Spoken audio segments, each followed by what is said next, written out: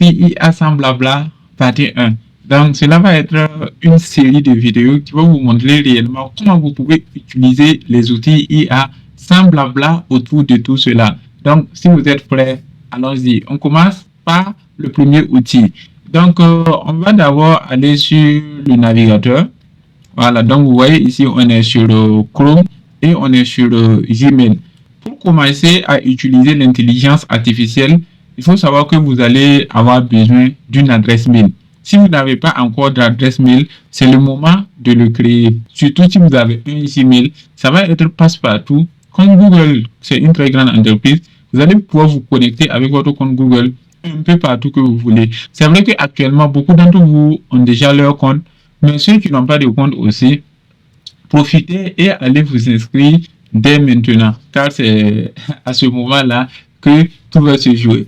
Donc, du coup, si vous avez votre adresse mail qui est créée, voici moi mon adresse mail, comme le nom de cette chaîne. Voilà, on a les deux frères Bilgo. Vous savez qu'on est deux et on essaie de vulgariser ce qui concerne l'intelligence artificielle, la finance et aussi la technologie en général.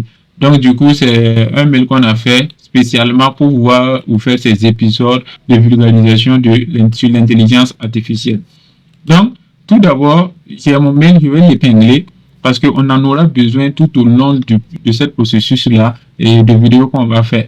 Donc, tout d'abord, on va commencer par un peu le roi de l'intelligence artificielle, ce que tout le monde connaît, ce que tout le monde utilise, ce qui a amené les gens à s'intéresser aussi à l'intelligence artificielle que j'ai dénommé ChatGPT. Donc, du coup, on commence avec ChatGPT. Donc, ChatGPT a eu le temps de vraiment grossir, d'inclure beaucoup de fonctionnalités, pas mal de trucs aussi qui existent. Et dans cette vidéo, on va voir comment vous pouvez l'utiliser réellement dans votre vie de tous les jours. Donc, du coup, ici, on a plusieurs liens. Si on tape seulement ChatGPT dans la barre de recherche, on a plusieurs liens. On a Introduction, bon, ChatGPT qui est openai.com, mais vous pouvez descendre jusqu'à trouver ChatGPT.com. Ou bien vous tapez directement sur le navigateur de recherche ici, chatgpt.com. Donc, du coup, on va accéder au site. Voilà, on est actuellement sur chatgpt.com comme ça. Et lorsque vous arrivez, voici ce qui se présente à l'écran.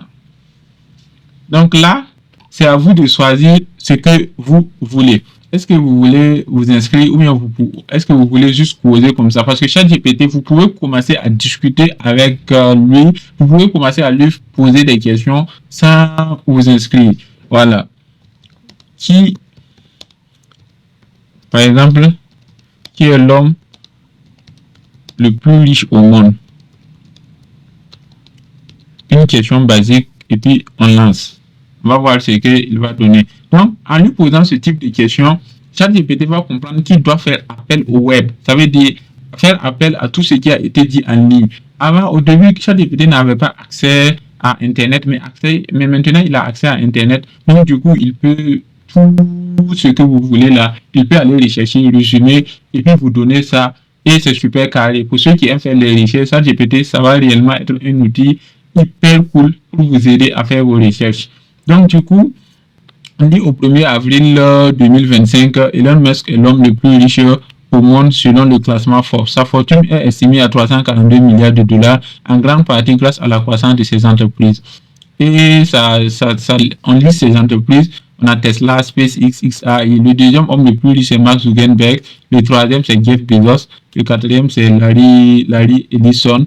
Ainsi de suite, ainsi de suite. Donc, vous voyez un peu ce qui se passe avec directement. Là, c'est sans créer de compte. Sans créer de compte, je peux lui dire de me faire beaucoup de choses. Maintenant, ce qu'on va faire, on va plutôt s'inscrire. On va cliquer sur s'inscrire. Et lorsqu'on clique sur s'inscrire, on a cette page-là qui s'ouvre. Si cette page-là s'ouvre, je vous ai dit de créer un compte Gmail au préalable. Si vous avez votre compte Gmail, il suffit seulement de cliquer sur continuer avec Google. Donc, si vous avez un ordinateur, vous créez un compte Gmail sur votre téléphone et puis vous le connectez avec l'ordinateur, ou bien vous le créez directement sur votre ordinateur et puis vous allez pouvoir l'utiliser. Donc, du coup, je vais faire les deux. Je prends le mail et puis je fais continuer. Là, on me dit de mettre le nom complet.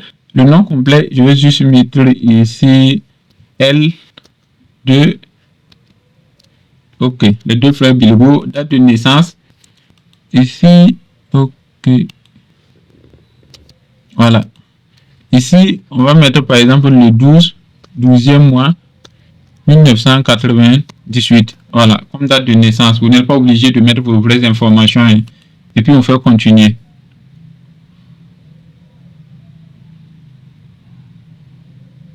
Là, c'est bon. Là, c'est bon. Là, réellement, on est sur ChatGPT et il va vous montrer ces informations-là. Chaque conseil pour démarrer, il vous montre démarrer. ChatGPT peut répondre à vos questions. Donc, ça vous montre ce que ChatGPT peut faire. Répondre à vos questions, vous aider à apprendre. Si vous voulez un prof personnalisé, vous pouvez utiliser ChatGPT à écrire du code. Pour ceux qui aiment le développement, même ceux qui ne savent pas coder, vous pouvez utiliser ChatGPT pour qu'il vous assiste à mener une réflexion. Voilà, il y a un sujet qui vous taraude à l'esprit, vous voulez discuter avec quelqu'un ou bien vous voulez avoir un point de vue externe, vous pouvez utiliser ça GPT à approfondir vos recherches. Et bien plus encore, il y a plein de choses qu'on peut faire. On dit ne partagez pas d'informations sensibles. Ça, c'est spécifiquement pour les entreprises. Il ne faut pas que vous preniez des informations sensibles et puis vous allez venir mettre ici. Ou bien pour des personnes qui vont prendre leurs problèmes de couple, leurs problèmes de quoi, et puis ils vont vouloir venir mettre ici sur ChatGPT. Non, il faut éviter tout ce qui est comme information sensible. Aussi, il faut vérifier bien les informations. Lorsque ChatGPT va vous donner des réponses, il faut vérifier au préalable. Il faut faire ce qu'on appelle du recoupement pour voir ce que est-ce que ChatGPT dit, est-ce que c'est la vérité. Et aussi, il faut faire appel à votre bon sens, on va le dire seulement, pour ne pas tomber dans cette catégorie de personnes qui prennent ce que ChatGPT dit là comme parole d'évangile et qui utilisent ça comme ça au hasard un peu partout. Donc, on va dire, d'accord, allons-y. Donc, ici, on a plusieurs choses à faire. On peut créer des images avec ChatGPT. Voilà, on peut résumer du texte, on peut faire du code, on peut faire pas mal de choses. On peut analyser des données, on peut analyser des images, voir ce qui existe dans l'image. Et aussi, on a les compétences que ChatGPT a. On peut faire des recherches en ligne. Voilà, tout ça, tout ça. Donc, ici, on va, par exemple, commencer par des trucs simples. Si vous avez tout simplement une question, comme ce que je l'avais demandé, quel est l'homme le plus riche au monde, ou bien si par exemple vous voulez juste apprendre, ça veut dire que vous voulez juste apprendre des choses, vous pouvez lui dire, fais, fais-moi un plan en 10 jours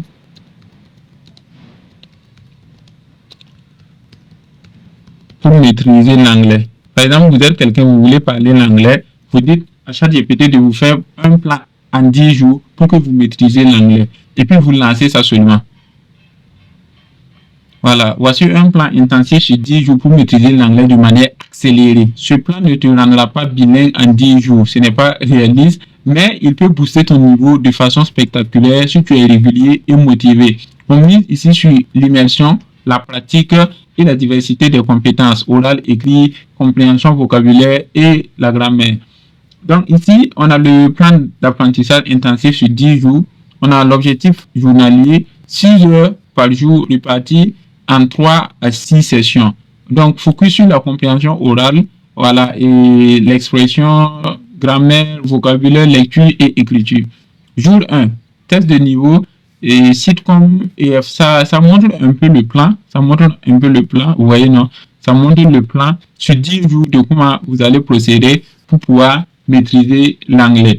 Ça, c'est juste quelque chose de simple que j'ai demandé. Voilà. Si vous êtes aussi un étudiant, vous pouvez faire beaucoup de choses avec.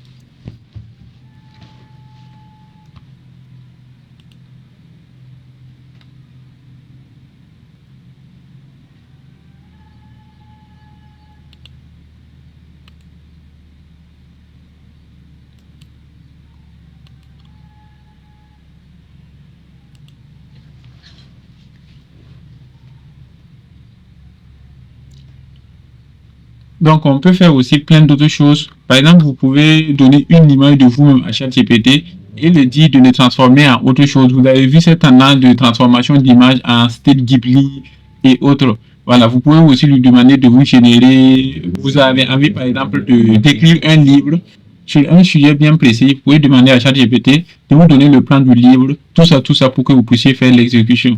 Mais le plus important, généralement, que je vois que beaucoup de monde n'utilise pas, c'est qu'ils ne personnalisent pas ChatGPT. Donc, du coup, on va personnaliser ChatGPT pour que vous voyez comment ça se passe. Donc, si vous êtes, par exemple, sur l'écran comme ça, vous voyez votre nom qui est là en haut à droite ou bien votre profil. Vous cliquez dessus et vous allez aller dans personnaliser ChatGPT. Donc, vous cliquez dessus d'abord. Donc, comment ChatGPT doit-il s'adresser à vous? Voilà. Donc, ça veut dire quel est votre surnom en quelque sorte. Donc, vous pouvez dire, par exemple, ici, moi, je vais dire un exemple simple. OK. F2FB. Donc, que faites-vous dans la vie? Par exemple, je peux dire ici, par exemple, ici, spécialiste. Voilà. Spécialiste. On va prendre IA et finance. OK. Et puis, quel temps ou style ChatGPT doit-il adopter? Donc, je vais prendre un style visionnaire, génération Z et avec plein d'esprit. Donc, du coup, voici. Donc, du coup, voici des styles. Adopter une vision tournée vers l'avenir, adopter le style de la génération Z, prendre un ton fin et humoristique si le contexte s'y prête. Donc, du coup, voici ce que vous pouvez personnaliser au niveau de ChatGPT. Ensuite, on a la partie, avez-vous d'autres informations à fournir? Par exemple, vos centres d'intérêt, les valeurs ou bien des préférences que vous avez et que vous voulez aussi que ChatGPT ait ce genre de choses-là pour pouvoir communiquer avec vous.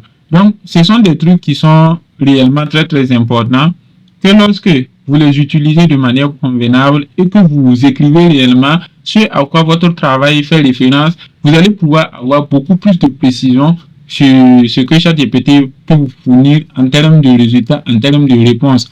Parce que ça va être plus qualitatif, ça va vous comprendre mieux que tout ce qui se passe là. Donc, du coup, ici, des centres d'intérêt, des valeurs ou des préférences là, vous allez mettre tout ce qui est comme centre d'intérêt que vous avez. Par exemple, la technologie, les nouvelles technologies, si vous êtes fan des nouvelles technologies, voilà, tout ce qui concerne l'intelligence artificielle. Donc, vous allez mettre tout ce que vous avez comme centre d'intérêt et autres. Artificiel, ainsi de suite, ainsi de suite. Donc, voilà. Là, on va faire avancer. On va activer. Ça, c'est déjà activé. Vous n'avez pas besoin de toucher à ces choses-là. On vous demande si est-ce que cela est activé pour le nouveau chat. Vous dites OK et puis vous enregistrez.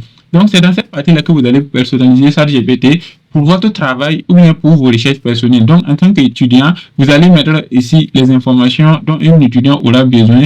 En tant que, par exemple, professionnel du marketing, vous allez mettre ici les informations dont un professeur de marketing aura besoin pour son travail. Donc, ça veut dire que c'est comme un cadre supérieur du domaine d'activité dans lequel vous êtes qui va pouvoir vous épauler à faire les choses plus facilement, plus rapidement et surtout plus efficacement. Donc, du coup, il faudra bien configurer cette partie-là. Prenez réellement du temps de configurer cette partie parce que c'est cette partie-là qui va permettre que vous ayez des réponses plus qualitatifs, des réponses plus exceptionnelles. Parce que tout le monde utilise ChatGPT, ou bien la majorité de ceux qui utilisent ChatGPT, vous voyez qu'ils n'ont pas les mêmes résultats.